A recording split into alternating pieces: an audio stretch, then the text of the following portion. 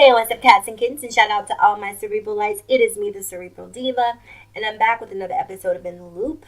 And in today's episode of In the Loop, we're going to talk about something that's been a bit of a trending topic over the last couple of days.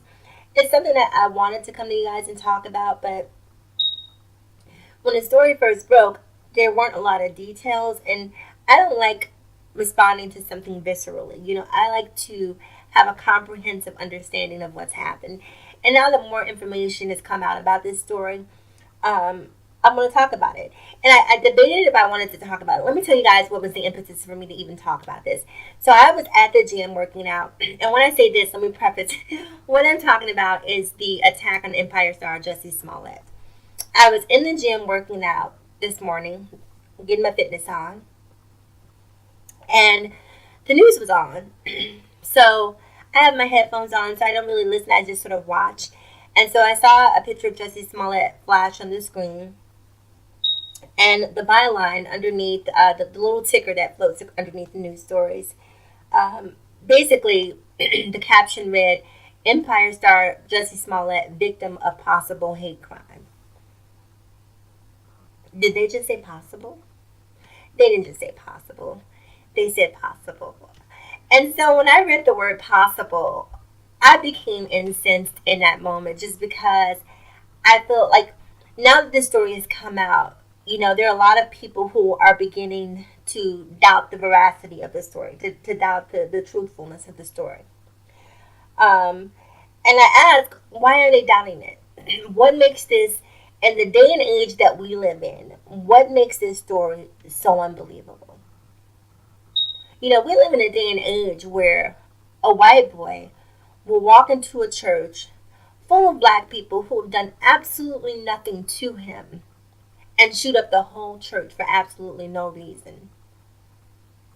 And that's not really stunning to people. But for a celebrity, an openly gay celebrity, to be stalked to some degree and assaulted is hard for people to believe. Let me tell you why it's hard for people to believe. The reason it's hard for people to believe, and let me not say people, the reason it's hard for those people to believe. And when I say those people, I don't mean all of those people, I mean those people. The reason it's hard for those people to believe is that black people can't be victims of crime. Black people can only be perpetrators. We cannot be victims of crime. And we've seen this play out over and over and over and over and over again. We've seen police call on black people for doing absolutely nothing. Absolutely nothing. Falling asleep while studying. Selling bottles of water.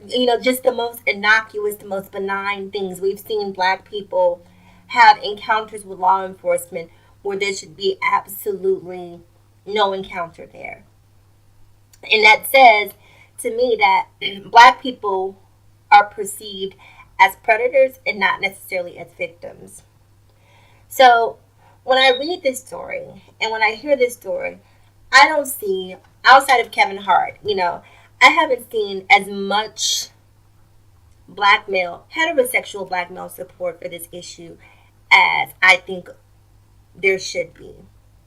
Because keep in mind, let's put Jussie Smollett's sexuality on the shelf here for a component. The component of his sexuality on the shelf for a moment. When you take away his sexuality, the first thing Jussie Smollett is a black man. He's a black man. And so, if it wasn't Jussie Smollett, it could have been anyone else. And I feel like sometimes black men in particular their sexuality is so fragile that they can't even speak up when something like this is blatantly wrong just because the victim happens to be a person who is openly gay. And it's sad. It's sad because black straight men should be just as upset about this as anyone else. And I tell you why. Because I feel like the pathology or the mentality of a lot of heterosexual black men when it comes to this issue with Jussie Smollett, to some degree, are victim blaming. Or they're disassociating it because they don't care because he happens to be gay. And so because he happens to be gay, it's like, well, he deserved what he got to some degree.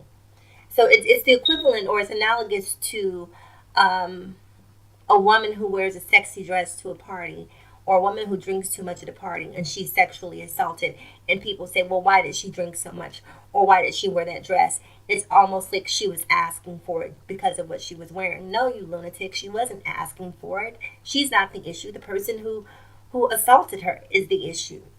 And so that's why seeing the title of this news story, Jussie Smollett, the victim of a possible crime, is so bizarre to me.